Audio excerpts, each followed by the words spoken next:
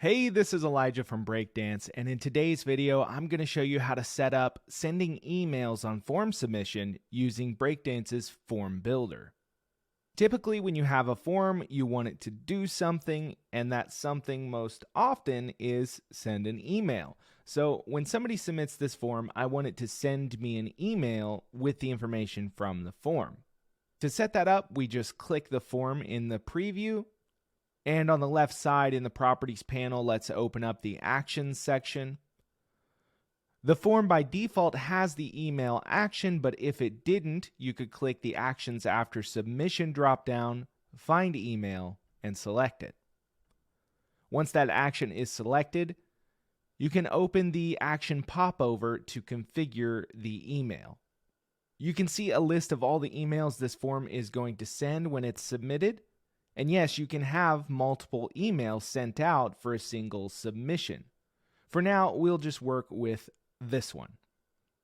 We have the typical email fields like subject, to email, from name, reply to, and message. We also have the option to attach uploaded files. This would be if your form has a file upload field. You'll also note these placeholders here. These are referencing field IDs.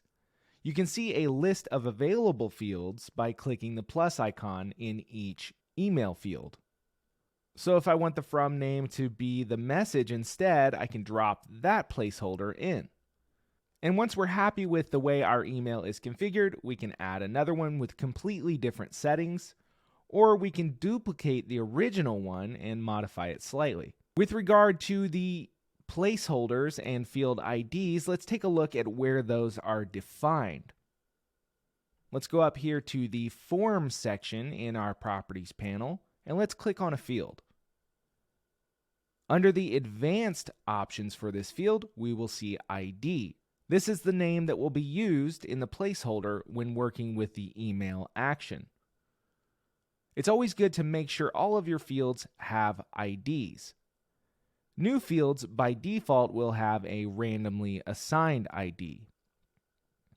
But if you notice any issues with your emails and the placeholders in them, make sure you check the IDs of your fields to make sure you didn't accidentally remove one of the IDs.